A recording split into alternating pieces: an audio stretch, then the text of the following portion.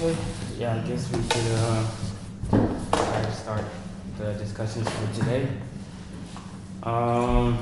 Yeah, so I thought long and hard about what to talk about today.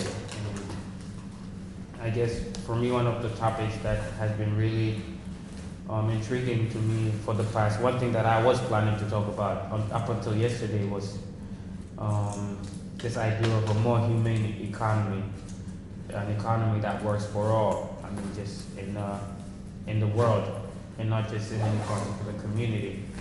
And so yesterday I was reading the news and I read about how the Nobel Prize in economics had been awarded to these three economists who had been working on a much better way to look at poverty.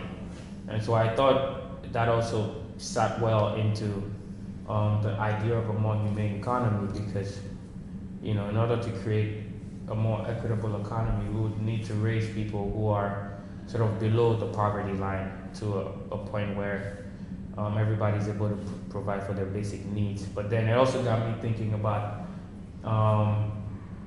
what poverty is, what the poor is, just because of how they had decided to approach it. And so I think it was very profound for me to just see what the Nobel laureates said, because they said that these people's research findings, and those of researchers following in their footsteps, have dramatically improved our ability to fight poverty in practice. And as a direct result of one of their studies, more than 5 million Indian children have benefited from effective programs of remedial tutoring in schools. And another example is the heavy subsidies for preventive healthcare that have been introduced in many countries. So I mean, I was just thinking about it of like, okay, so more than 5 million people, but there's still so many more people under the poverty line. And so are we really moving in the right direction? Is there more that we can do? But then I wanted first to start with just understanding poverty, because I think it's something that's very misunderstood in a lot of ways. Also coming from, Ghana, and seeing a lot of poverty, and coming here and seeing that contrast of, what poverty is defined as here and what is defined as back home, and the kind of poverty that I see on TV, the kind of poverty that I see on the news.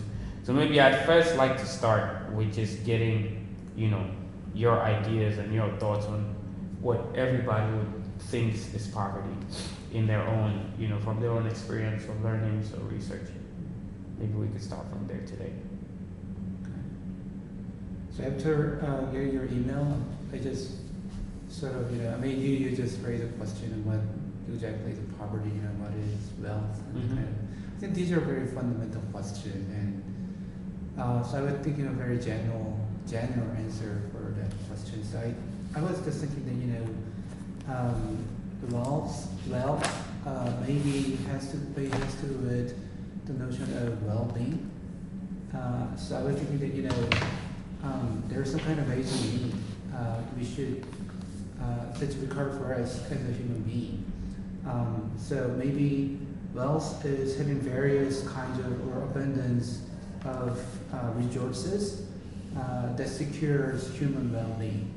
But then we should ask, what exactly we mean by well-being. And actually, there is some philosophical literature on the notion of well-being. But we don't need to go deeper on that issue. But for example, you can say that there is something that we need. Maybe it has to do with the desired satisfaction. For example, I want to quench my thirst. Or maybe I just have a taste for coffee. Then, and if I satisfy my desire for drinking coffee, then that kind of increases the level of my well-being. And but in many cases we just pay for that. So that's a way of securing the resources that meets my desire. Okay?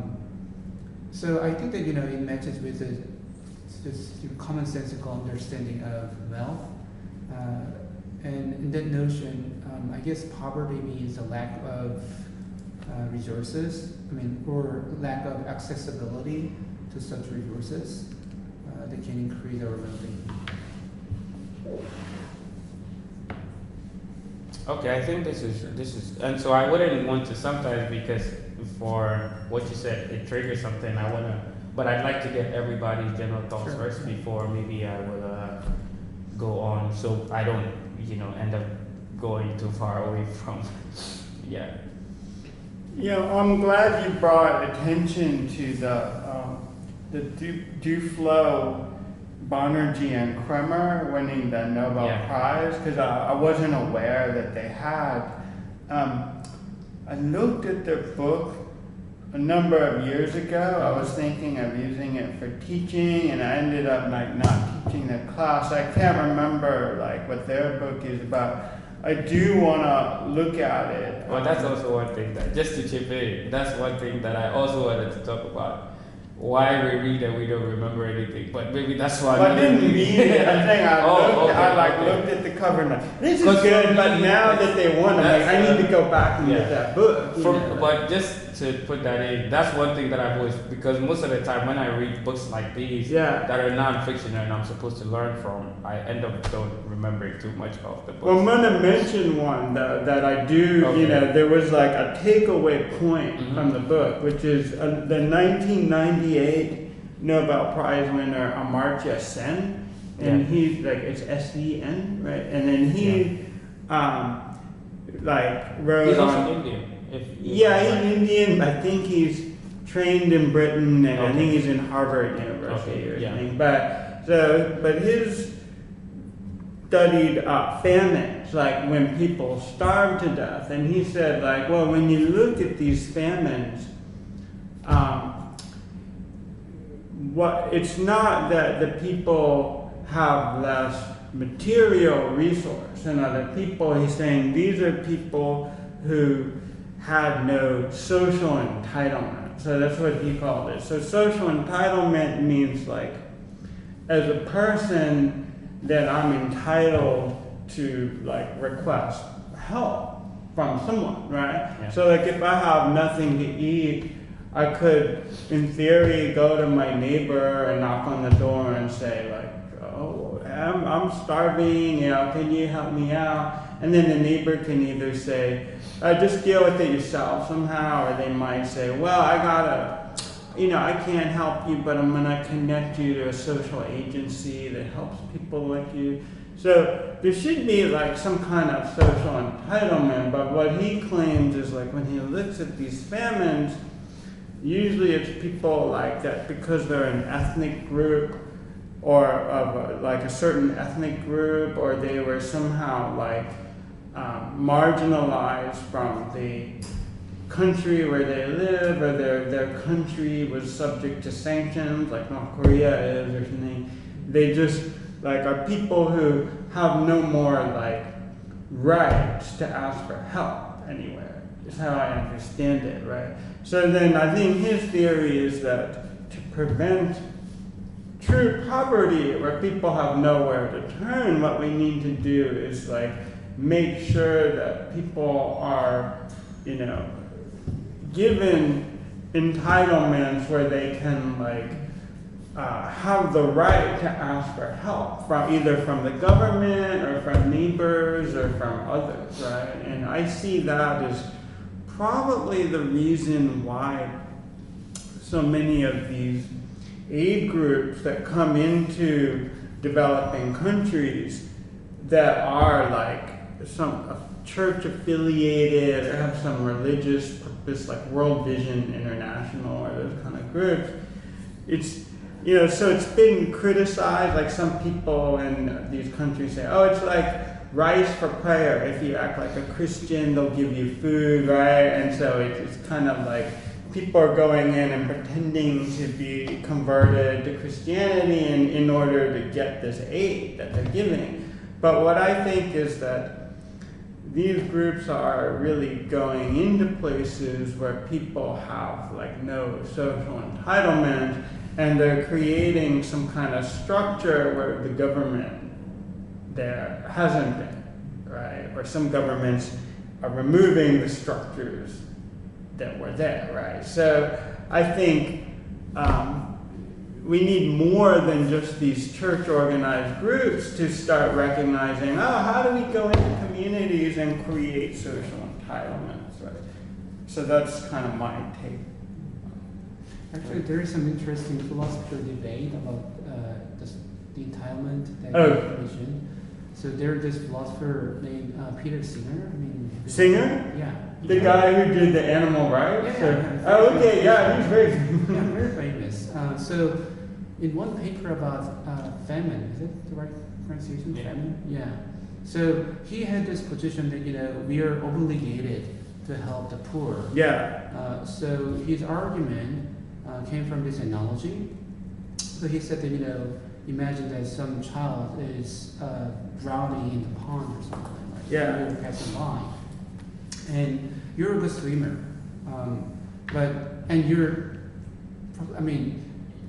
you're able to help that person. But in order to do that, you need to go through some small sacrifice. You're going to have to bring your shoes or clothes. Your phone or But if you do that, then you can save the child. Yeah. And he expected everybody would agree that you're obligated to save the child. If you just let that person die, then that's immoral. Yeah. And people probably share that intuition. And then he said that if you pay a little money to the charity, then they can use that money to help the poor people in some third countries and who suffer from famine and many kind of diseases. And we actually know that we can help. It's a small sacrifice. Yeah. It doesn't affect us too much. But people do not actually feel that we're obligated to do that. It's up to us whether we decide to donate the money or not. But his question is that, actually that's wrong.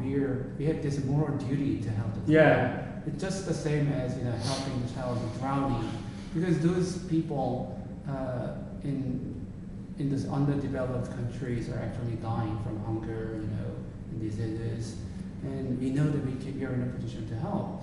So if you just bypass it, then that's immoral. That's his position.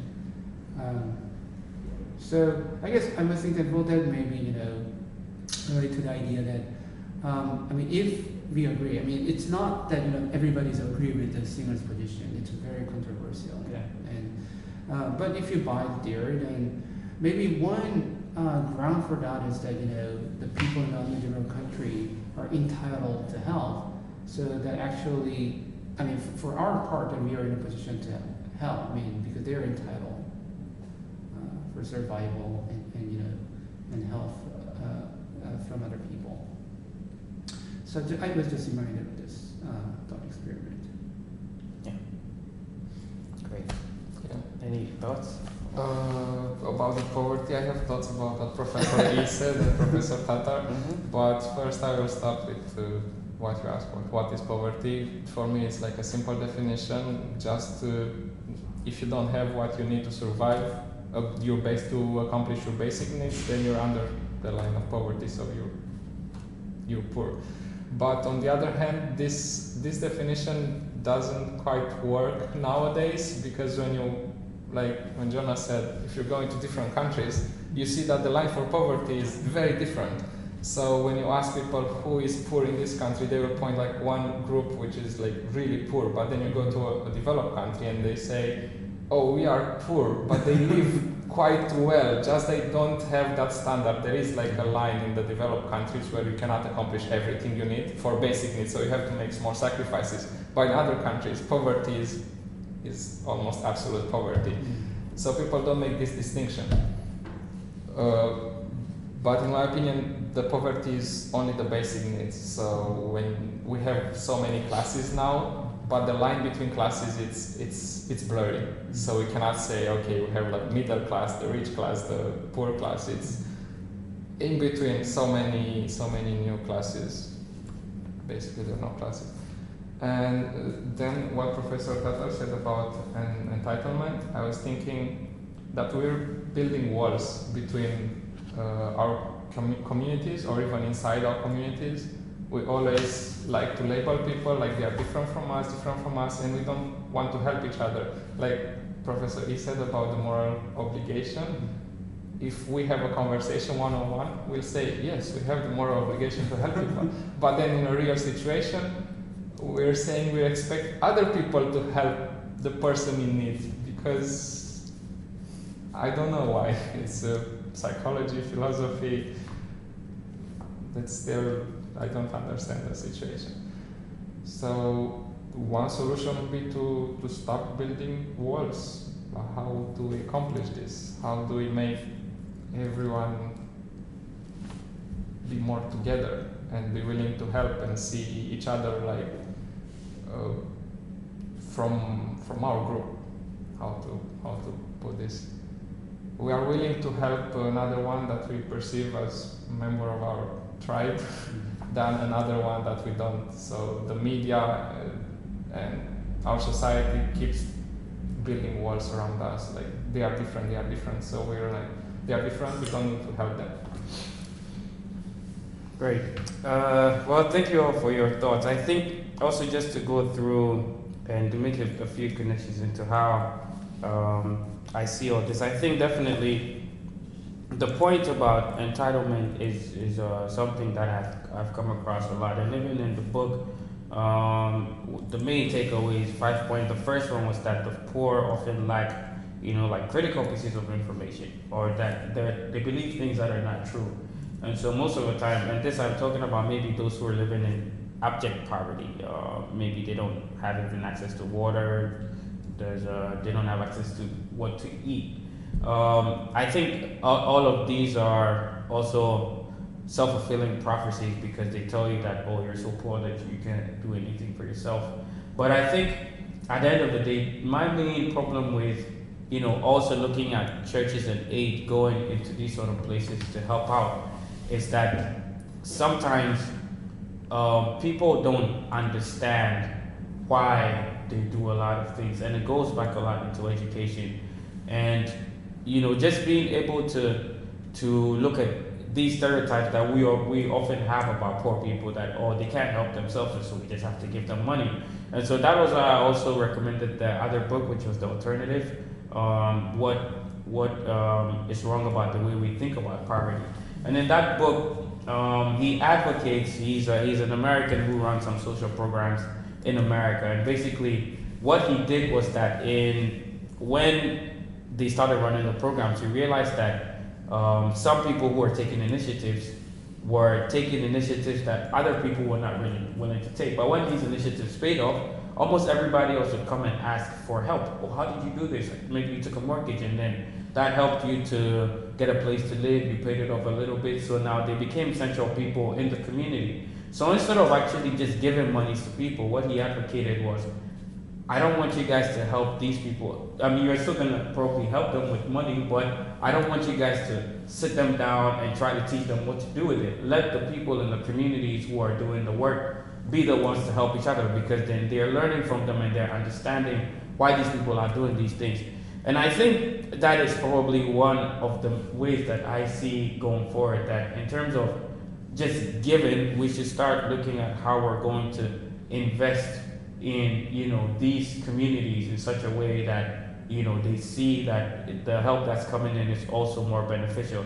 And in that same sense, I think it also gives people a lot more social entitlement, because then they feel like, somebody sees the potential in terms of, even if it's my little farm or I'm going to ask for help, I know that the person has seen the potential in what I'm doing and wants to give me some money to work on it, and then I can also help the other people in the community. So I think that was one of the main things that I also got out of it.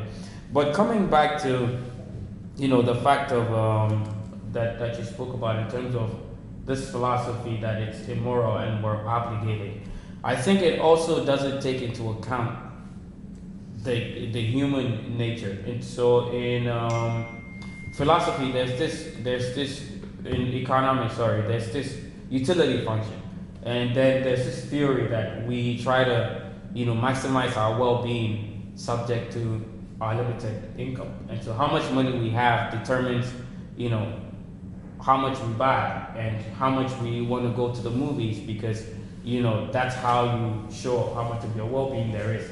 And I think that's how a lot of us live, in terms of, okay, I have only Shimano, and so I'm not gonna give mano to some poor person because I haven't even gone to watch the movies yet, and I haven't. And in the same way, we also keep striving for more. It's like this economy where it's like, okay, I have Shimano and I need some Shimano because I hate my apartment and I need a bigger one. And in that book, Aquinas and his philosophies, they talk about virtue, in terms of the higher goods and the lower goods. And so lower goods are probably these, like the cars and the buildings and whatnot. And the higher goods are more, like community, love, justice. And how we should rather be pursuing those goods instead of, these lower goods. And so I'm wondering what your thoughts are, because when we speak about that in terms of people feeling that obligation, we never think about the fact that just as humans, and that's why he's saying that that's not the reality, because the reality is we're all striving for these lower goods. And so how do we now make that connect so that people feel more the obligation in that sense, because it feels like inherently that's who we are as people. You shouldn't feel obligation. Like you mentioned the first, when you starting the discussion, education is really important. Mm-hmm. But education is not only happening in the family and after you go to school. It happens like every day in the media. What society tells you is the right thing to do. The options, like you say, we want more because the capitalist system, the economy today is based on consumption. So if you don't consume, we cannot produce more. So then the economy stops. So that's a bad thing. So yeah, to educate people towards the higher values or virtues, that's a big question. How do you do that? Like, I don't have. Yeah. ideas. So there is a problem with reality. I mean, so about the singer's argument, one objection would be that if you take a look at the reality, there is this problem. I mean, so if you believe that you can just donate the money and it can be fully used for the well-being of those people, you're utterly naive. Some people might say. So the thing is that in many of those countries, there's this political problem where some dictator just has the power, and they actually require that if you wanna, if you have a good heart and wanna have some action in order to support the people who are suffering, they actually mitigate and they say that you need to pay some money in order to get in our country, or you need to use those people who is my friend or something. So to use an analogy, this is from a different philosopher, and he said to make an analogy, it's not like you just help the drowning child yourself. You can imagine that in order to save the people who are in need, there is some bridge or something. You need to cross the bridge, and there's this bully person, and he said that if you want to cross the bridge and save that child, then you need to pay some money. And you're willing to pay some money, right? But at the same time, you know that if you pay the money, then the bully person is gonna buy some guns and massacre some other people. You know that. So that's kind of the realistic problem. Even if you have a good heart. I don't know the solution about this, but so I was thinking that if this is a kind of barrier that exists in reality, then perhaps we can hope that if there is some kind of organization.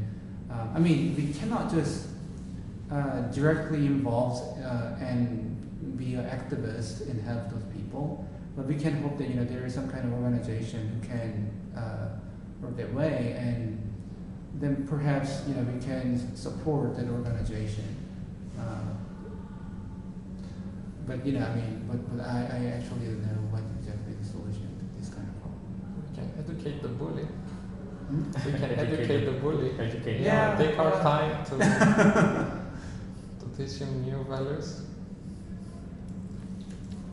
Well, yeah, I would respond to that. I was going to say something different to what Jonas said, Yeah. but then what Professor he said, is making me think about the situation that's going on now. So, like, we have near the U.S. Okay, there's Mexico, which is like a pretty developed country, but it has like a lot of problems and poverty, but like it's a fairly strong and well-organized country. But then, like south of Mexico, there's like a group of smaller countries which are Central American republics, and then so these countries don't have like really good government structures, and they have like a lot of poverty problems, and especially because the governments are not really strong enough to govern well, so they have like a lot of violence and like gangs, right? So people are like coming to the U.S. from there illegally, like any way they can, like they're walking on foot, they're paying criminals to bring them, they jump on trains or whatever, and so like the U.S. is saying, oh no, you guys are economic refugees, but they're like, no, we're fleeing from violence and from a government that refuses to protect us. So they're saying, we're not economic refugees because we don't have this entitlement in our country to ask that the government protect us from gangs, right? So I might have a job, but every day I'm gonna get beat up and like my salary is gonna get taken away on my way home, right? Or my kid might get kidnapped and I'm told to pay, to get my kid back, right? So they're saying, oh, we're refugees, right? And then U.S. is like, no, just, you're bad luck, you're born in like a shitty country, so like you're not getting in here. But then what's worse is that now the U.S. is building these detention centers and running them a lot like concentration camps for these people, right? So like they're treated like as actually less than humans, right? So like these immigration advocates are saying, okay, even though someone broke the law to come in the U.S., and even though they're not a citizen of the country, as a human, they should have certain entitlements, right? They should be like entitled to not get separated from their children, right? But they're like taking away children and even like separating them permanently from their children, right? They should have certain rights to like ask for asylum, even if it's going to be turned down, right? They have to be kept in humane conditions. And now the U.S., which was supposed to be a country that is supposed to safeguard rights, is saying, oh no, you're coming here to take away like economic goods that are for our people, or not for you, right? So this totally, to me, undermines the basis of so-called Western civilization, is that everyone should be entitled to certain basic human entitlements, right? Regardless of where they're from, right? So I feel like now, like the whole foundation of civilization is under attack because of what the U.S. is doing to these people. So somehow, people have to be treated with fairness apart from whatever economic system is there for them or not, right? Yeah, I feel the same way about especially how South Korean government treat refugees, and I do not remember the exact number but the acceptance rate of refugees in this government is extremely low. It's very humiliating actually, And then I feel that people's recognition about this kind of issue is extremely insensitive, and they, for some reason, they are very exclusive about refugees from other countries, and I guess people's mind is that they somehow very very I don't know how to express it. It's maybe affected by some kind of nationalism in a very negative way. So at one time there is an issue that people, some refugees temporarily stayed in Jeju Island. Yeah. And many people make a fake news about how those people turn into criminals. That's that's utterly lie. But then people are just excited and we should just ban those people. And then I think that there got to be some kind of movement or some kind of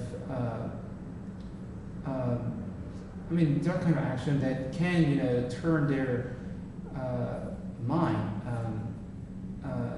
to be more accepting. Accepting. And I think that your idea of entitlement might be a good ground. People should note that other people also have some kind of entitlement, and we actually owe other people in how to treat with them on the basis of the entitlement that you mentioned. Yeah, well, there's the UN High Council for Refugees. Yeah. There's institutions that are supposed to promote this kind of fair treatment for refugees. The war with Syria and the way the refugees from Syria were treated is very, very disturbing, because if climate change is really on us, there's going to be a lot more refugees than that. There wasn't even a lot of refugees, compared to what might happen. And then the countries are just fighting, oh, you should take more. Oh, no, we don't want them. And, it was really sad to see that we don't really have international institutions that can give people in that kind of situation a fair treatment or a humane treatment. Yeah, I think it's definitely something that's a very sensitive topic, and more has to be done from a lot of different agencies. And I think one main thing was from the book, which is Poor Economics, was he advocated a more bottom-up approach as opposed to a more top-down approach. And so most of the time we look to governments, like in this situation, for governments to grant more asylum. But is it possible for individuals to also do more? I think that's one thing that I always wonder about, because if everybody who was complaining about a refugee situation actually took in a refugee and maybe helped them get proper documents, maybe information in terms of some of those. I don't know if that's something that could be possible, because it seems that the top-down approach has not been very effective. And so is a bottom-up approach, and not only in this situation, but also in a lot of other situations. Is there more that can be done as individuals? And also just to tie that into, efforts here at Science Walden, and what parallels can be drawn from, what FSM can do in any sense, if it can do anything at all, or if, what is possible. And so these are also thoughts that I really want to discuss before we end up finishing, because we don't have too much time left. So just to also go in a little bit further, I don't know if you guys already have what you want to, any thoughts so far. Any thoughts on that? On what you just said? Yes. On the other approach, not the top to bottom. Not the top to bottom, but from a bottom approach. Is that right now possible? It's impossible to me. Seems impossible? I mean, you can help them, but they don't want to get help just taking care of them and not doing anything. They want a job or live in that country. So to do that, you still have to go to the national agency, the government, because otherwise you're just a person living on someone else. Okay. So like a person, if I'm a company, then maybe I can help, or help them get the papers, support them. But as only one person, even with, I guess, can help by providing education. I don't know. It's there are two different topics here, the refugee and the poor. Even though when they come in the new country, they are poor, so to speak. But yeah, for the refugees, they will need government support eventually. Okay. because they cannot stay with me forever and do what? Because I'm just a regular person. I cannot do more.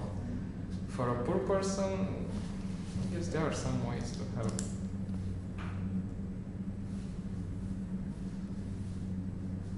And then going to the Science Walden, I don't have any Yeah, ideas sure. on Maybe this, we can- in this story.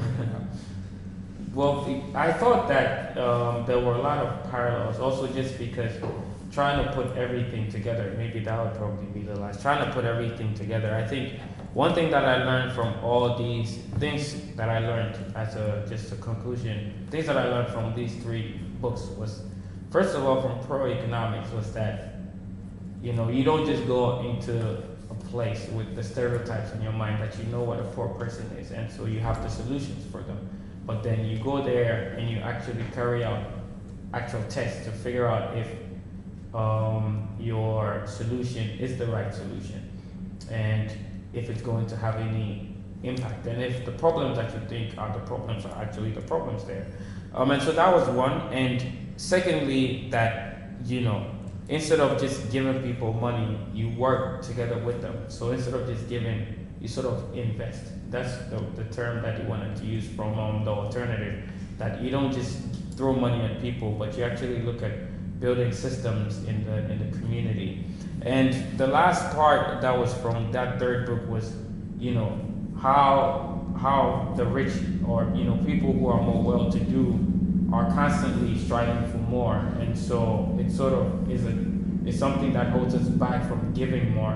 And I saw a lot of parallels in what we're doing here for FSM, because first of all, we're sort of advocating a basic income system, and basic income in some sense, you know, gives people the power to decide what they want to use money for. Of course, that's also another debate in terms of if basic income is even the right way to go in terms of, you know, poverty alleviation. But we're going a basic income route. One thing that I didn't really, a thought that came to mind was, if we think the problem that we're thinking is the problem, is the actual problem on the ground, in terms of maybe money is the problem, and so we have to look at how, you know, what money is and try to rethink money. And also secondly, this sort of basic income is also based on the fact that we're assuming that people are willing to give, in terms of, you know, the rich being willing to sort of give what they have in terms, you know, goods that they're not using, so other people can recirculate in the system. And so this was also an assumption. I was like, oh, are people really willing to give? Because if we look at it, it looks like sometimes we just want to hold on to stuff.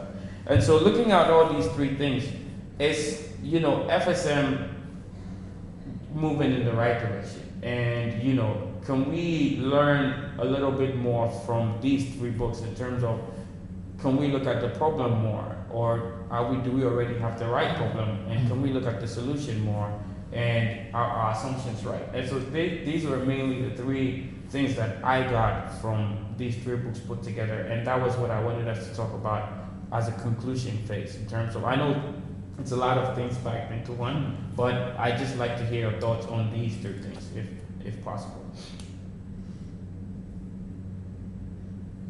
Can I complicate the situation a little bit? You said something about investing in people. And what about the situation when a corporation is going to an underdeveloped country and wants to build a new franchise there, or a new factory?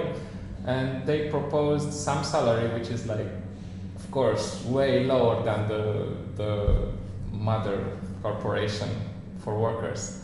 And the people there know that, and they say, we don't accept this, and you're trying only to scam us. Even though that corporation is trying to help people by providing jobs that pay better than nothing, because they don't have anything in that country, for example. In that city, for example, they're not building in the capital, they go into a cheap place. So the people in this poor country, they refuse the idea, because they say the other country wants to exploit them. Which now we have to define what exploitation is. So what do you think about that? Is this a right way to invest, or you? I mean, well, I think at the end of the day, it's mainly about intentions, and in a situation like this, I think most of the time, if we look at it in reality, most companies that go into every other company would probably pay based on, you know, the standard of living of that particular country. And so if the people want to complain, I think that's it's another discussion, as you said, in terms of exploitation. But I don't feel that most people are going to be in that sort of mood, because most of the time, if, like, for instance, Samsung here and Samsung in America probably pay different, but I don't see Koreans complaining. I mean, I never hear Samsung is still I'm just saying that because it's a very difficult question to answer. But if I want to look at it from a more realistic perspective, I think most of the time, once people are investing, and we're also talking about people who don't have, right? That's why we first of all wanted to start with poverty. And so if this is something that's going to affect the people who are being invested in such a way that they're able to rise above that poverty line, then I think there should be no need for complaint. Just because you're comparing yourself to some other people living in some other because the country. people are governed by someone. So they have like a preconception. You don't ask people, you ask that community leader, stuff like that. So if he's against, or the group of people in the church are against this, everyone will be against it. So education is back to the education. Like how is the economic system works? That's very true, and of course, education is always an answer for, you know, I think every problem in the world. We can definitely mention education as an answer, and of course, education is always going to be an answer. But it's hard to implement. Yeah. Like in this situation, how do you go about to educate people? You just go in there and force them to force the education upon them. They have to have their own. I don't think I probably know how to solve that, but I probably don't know how to solve a problem like that. All right. Anyway, so thanks for that question. Maybe I have to wrap my head around that. If I find a solution, I will let you know. Well, if you find a solution, So any other? Well, I think at first there's this way that it could function kind of like a mileage club, like Happy Points or like Lotte or something, and it would be good if they can try that with some merchants and see if they can get FSM to circulate. Well, it has all these kind of sharing functions also built in, right? But what I think is that FSM is going to succeed if it actually is perceived that I'm not just getting a coffee or a pastry with this. Like, by doing that, I'm participating in a kind of alternative community, right? Like a feeling like you're sharing some social bonds with other people who have like some similar mind. And so like I keep thinking of this like science fiction story I read a long time ago where like this spaceship like from Earth lands on this planet, and then it has like this economy without money, and like all the like spaceship guys like abandon the ship and they don't go back, they all stay on the planet, right? And then I ordered it, I'm still waiting for it to come from Gyobo, but I'm gonna give it to you when I get it. Like I'll copy it and make a PDF. But what I remember from it, I read it like 30 or 40 years ago, is that the society, what they have instead of money is what they call obs. So they're like, okay, well, Professor E, like he wrote this article and he was ready to submit it, to the journal, but, since I'm a native English speaker, and he thought maybe I could just clean up his writing a bit, so I just edit his paper for him, and then I have one op from him. So later I can go and collect that ob. But the ob is short for obligation, right? So they have this economy where people are connected by all these mutual obligations that they've collected through their interactions with each other, right? But what we're imagining with FSM, we're trying to take those interactions to like a kind of virtual plane, right? So the question is, can we actually create a social network where people feel this kind of connections and obligations and desire to keep interchanging with each other through this virtual platform? And I think that's what it's gonna take in order to succeed. If it's just a thing with some value that you can manipulate electronically, it's gonna stay like Bitcoin, right? Whereas what we want to do is we want to create like this feeling of like it's a community you're participating in, not just a currency that you're circulating. So to me, that's how you can get that sort of grassroots, like from the bottom up effect. That's a very insightful story. Yeah, I ordered it recently on Gyopo. It was in this collection of science, like the greatest science fiction stories. What's the title? Well, in that collection, they called it "And Then There Were None," because like everyone, abandoned the ship or whatever and decided not to go back to Earth. But the original book it's taken from has another title, but the author is Eric Frank Russell. Once it comes, I will like photocopy it and make a PDF. Yeah, sometimes I'm thinking of our monetary system, and then what we're really doing. I mean, we just give some kind of paper, and then we get something. And I was thinking, if some kind of alien observed the Earth and what's going on between them, then it would be kind of mysterious for them to understand. I mean, they may understand, but I mean, if we have some economic system based on obligation, as you just described, then it's much more intuitive. I mean, if the other alien observe what's going on here, then they can understand that, okay, that guy's this person doing something. So it makes sense that he or she does that in return. So I think that's more intuitive to observers. And then perhaps, so probably that's one of the grounds to think that that's more suitable to build an economy that's based on some kind of communal spirit, or some communities, some small community. Yeah, I think those are all very insightful thoughts in terms of what FSM could be. I do agree with all of these, and I think there is a space for the growth of FSM. And I also still think that there are a couple of things that we still have to, just think more about in terms of, it's always nice to say that we hope we can create this sort of community, but it's also, I think, based on a lot of assumptions, that there is the need for a community like this.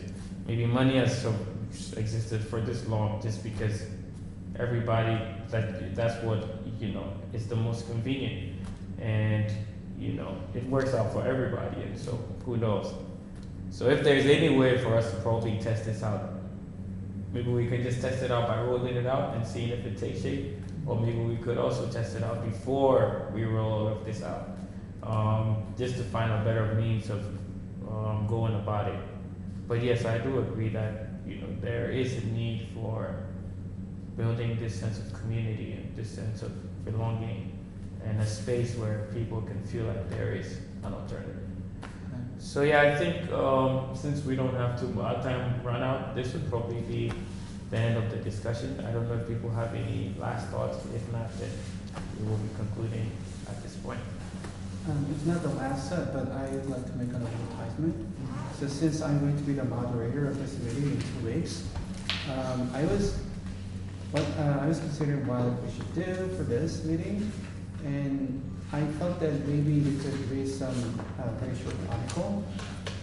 This is kind of Lead Eaters. This is about vegetarianism. And the author is Jack McMahon. He's a very famous philosopher. And this is very interesting reading. I mean, this is not like a philosophy paper at all. Yeah. And he's a vegetarian, and he actually considers the possibility that,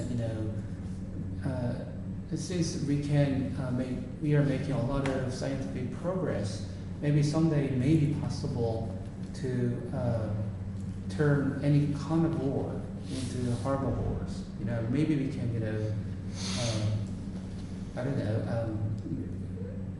make some kind of, engineering, like enhancement, so that all the carnivores turn into herbivores.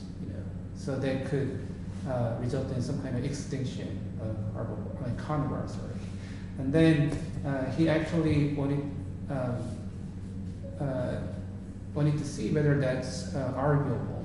Actually, he actually claimed that he actually supported that position. So this is not really a straight philosophy paper, but I think that it just entertains some interesting ideas. So maybe we can. I'll read that. Yeah. So I think it's like weird but interesting. Yeah, it's interesting from the ecological point of view. Yeah. If everyone is herbivore, then the ecosystem there will may be be a lot of- destroyed. Yeah, it's a very unbalanced thing. And there may be some worry. I mean, if they are all vegetarian, is it really sustainable? We might wonder, I want to see But these anyway, arguments. Yeah, so there's a lot of interesting discussing point, I think. So if you don't mind, I can send you the PDF of this file. Sure, yeah. And let's talk about this in 2 weeks. Okay, then I guess that would be. That sounds fun, yeah.